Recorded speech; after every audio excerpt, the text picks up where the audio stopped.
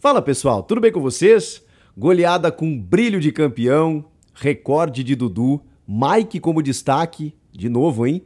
E estreia do garoto Endrick. Foi uma noite perfeita no Allianz Parque e com uma contagem regressiva para mais um título brasileiro. Chega mais, eu sou o Chico Garcia, inscreva-se no canal e vamos juntos!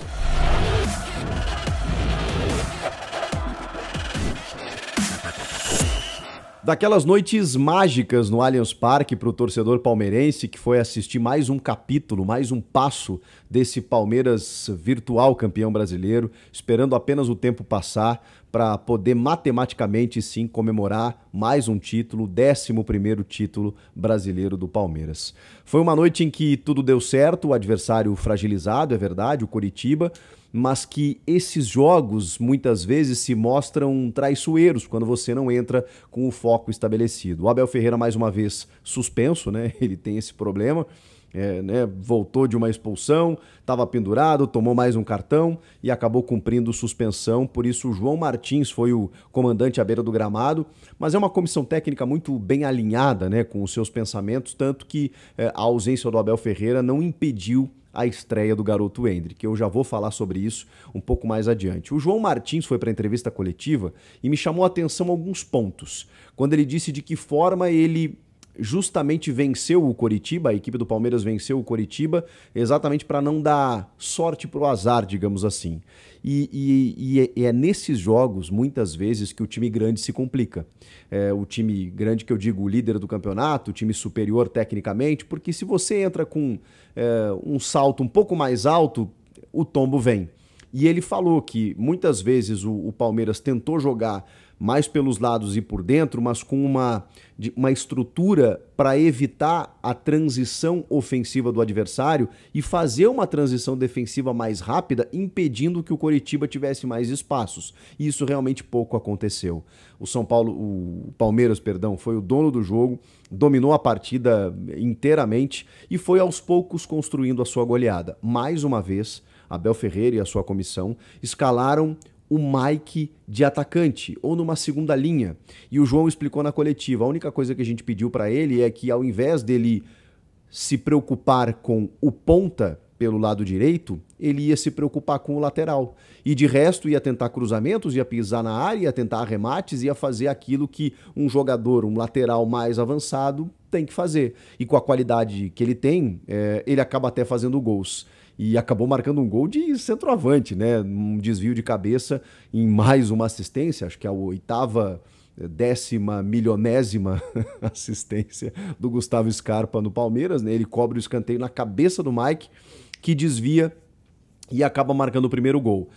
O Palmeiras, se tem sorte de campeão, e a sorte já foi um tema polêmico, né? Porque é um time que trabalha muito.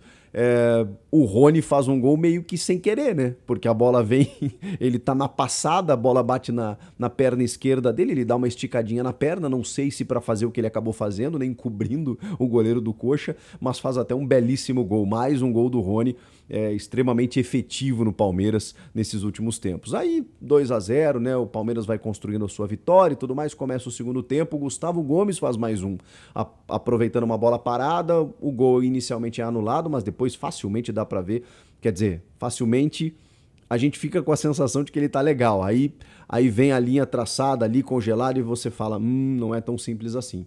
Mas tava legal o zagueiro paraguaio, mais um gol também de um zagueiro extremamente artilheiro, 3-0, jogo definido, eis que aos 22 minutos do segundo tempo a gente vê a história acontecer. O Endrick, aos 16 anos, faz a sua estreia como profissional. Entra no lugar do Rony e ele joga 26 minutos e nesses 26 minutos ele tem 2 finalizações, as duas no gol, ele comete uma falta e sofre outra falta. A gente vai, obviamente, acompanhar muito de perto o surgimento do Endrick. O seu primeiro chute, o seu primeiro gol, a sua primeira entrada, tudo a gente vai acompanhar de perto, por tudo que se fala dele desde as categorias de base. Eu acompanho o Endrick nas categorias de base do Palmeiras desde o Sub-11, quando ele chegou no clube e já se falava, parece que faz muito tempo, né? Faz 5 anos, tá, gente? É porque ele tem 16 apenas, né? Parece mais uns 20 anos. Não, é porque ele realmente ainda é muito jovem E existia um planejamento de... Eu sei que tem muita ansiedade do torcedor, da imprensa muitas vezes. Nossa, bota o Endrick pra jogar, olha o Vitor Roque aí no Atlético Paranaense.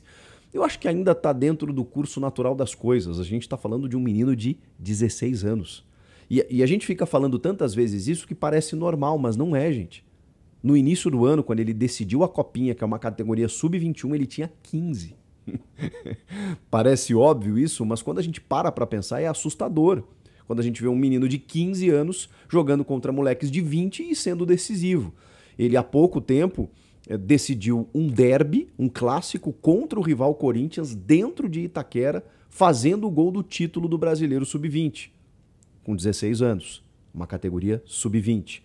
Só que eu já tinha dito também para vocês que a sensação que eu tenho é que o Endrick ele vai demorar uns 2, 3 jogos talvez para entender onde ele tá.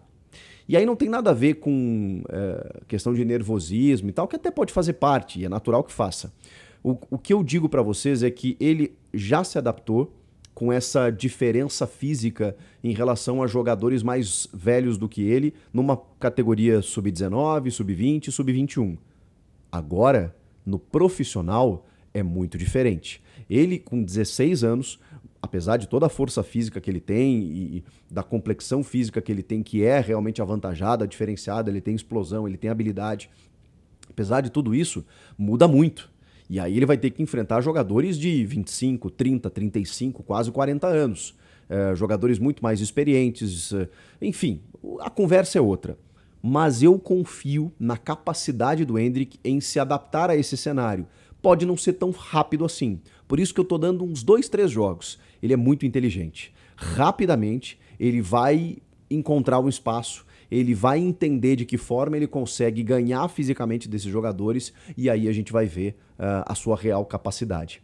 Então, nesses minutos que ele teve em campo, foi muito curioso, né? Porque ele realmente tem uma chance clara logo minutos depois que ele está em campo. E ele, na frente do goleiro, tenta o arremate, a bola parece que vai passar por baixo do goleiro, mas ele faz a defesa. É um gol perdido, o Dudu vai lá e consola ele, né? Porque imagina, logo que entra, ele ainda faz um gol como estreando entre os profissionais, meu Deus do céu, normal. Não sei nem se a tomada de decisão dele foi errada. Acho que, enfim, chegou na frente do goleiro, tentou tirar, não conseguiu, beleza. Depois ele arranca pelo lado direito, sozinho, e tem 3 jogadores do Palmeiras acompanhando. Ele opta pelo drible, pelo arranque e por fazer a jogada individual, puxando mais para a linha de fundo, né? E quando o goleiro sai, ele vai dar um toquezinho, né? A bola meio que escapa, ele fica sem ângulo, ele tenta dar um toque de perna esquerda e o goleiro joga para escanteio. Se ele tivesse passado para um companheiro, provavelmente teria saído o gol. Mas eu entendo, obviamente, o garoto querer resolver sozinho, querer fazer o seu primeiro gol logo nos primeiros minutos que ele entra. Natural, normal e que bom que seja assim, porque o erro vai fazer parte, a frustração vai fazer parte e isso tudo vai amadurecer. Ele começou a ser relacionado, ele começou a frequentar os jogos, ele voltou para o sub-20, ele decidiu um título, voltou de novo entre os profissionais, começou a treinar e agora ele vai entrar num jogo que estava completamente decidido, em que o Palmeiras abre 12 pontos de vantagem na liderança. Não tinha por que não colocá-lo, né? O João Martins disse que não foi exatamente pelo resultado, foi porque o plano de jogo pedia um jogador da característica do Endrick. Sabemos que se o jogo tivesse 1-0, um pouco mais apertado, um empate, sei lá, dificilmente o Endrick entraria. Ele seguraria por mais uns jogos. Como estava resolvido e estava todo mundo pedindo, e acho que o momento é esse mesmo, que se aproveite então, porque provavelmente, se ele corresponder tudo aquilo que se imagina dele, a gente vai lembrar de todos esses momentos que estamos acompanhando do Endrick. Destaque para o Mike, para o Gustavo Scarpa, para o Endrick para a estreia, e aí temos que falar mais uma vez, como a gente sempre faz, de Dudu. O histórico camisa 7 do Palmeiras, que hoje atingiu a marca, superou a marca do goleiro Marcos com 393 jogos no século. É o jogador com mais partidas disputadas neste século XXI. É o jogador com mais vitórias do Palmeiras neste século também, 229 vitórias. É o jogador que mais marcou gols neste século, 83. E é o jogador com mais jogos no Allianz Parque, 171 partidas. O Dudu, que vai chegando a uma marca aí daqui a pouquinho de 400 jogos pelo Palmeiras e que é o único desse elenco que pode ser ou que vai ser tricampeão nacional, tricampeão brasileiro. Nacional, na verdade, tetra, né? Porque ele tem a Copa do Brasil ainda de 2015. Mas ele é o único remanescente do brasileiro de 2016, ganhou o brasileiro de 18 e agora vai ganhar o brasileiro de 22. O Dudu cavando cada vez mais, né, o seu nome na história do Palmeiras como um dos maiores que já pisou por aqui. Vamos na projeção, 12 pontos à frente do segundo colocado, que é o Inter com 54. O Palmeiras chegou a 66 pontos. Nessa projeção, se o Inter vencer os seus 8 jogos até agora, a partir de agora, se vencer todos os seus jogos, fizer 100% de aproveitamento, o Palmeiras precisa de 78 pontos para ser campeão. Ou seja, mais 12 pontos, mais 4 vitórias. Como eu não acho que o Inter vai vencer todos os seus jogos, pode ser até que continue numa belíssima campanha, com 10 jogos de invencibilidade e tudo mais, mas acho muito difícil que o Inter vença todos os seus jogos, o Palmeiras pode ser campeão antes. E claro que talvez o Palmeiras não vença todos os seus próximos 4 jogos, mas dos 8 restantes ele precisa vencer a metade. E como é um time que já está a 15 jogos de invencibilidade, que vence dentro, fora de casa, a gente imagina que é questão de tempo. Próximos jogos. Segunda-feira que vem, Atlético Goianiense fora. Esse é um jogo mais complicadinho, porque o Dragão é sempre muito forte em casa. Depois, 2 jogos em casa. Clássico contra o São Paulo, em que o Palmeiras é amplamente favorito, historicamente inclusive. E depois o Avaí em casa. Acho até que o título está por aqui. Avaí em casa ou Atlético Paranaense fora. Fecha o mês de outubro. E aí em novembro tem o Fortaleza em casa, o Cuiabá fora, o América Mineiro em casa e o Inter no Beira-Rio.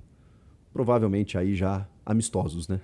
Esses últimos aí amistosos. Faça o seu palpite aí, né? Faça a sua aposta quando que o Palmeiras celebra oficialmente o título de campeão brasileiro dessa temporada.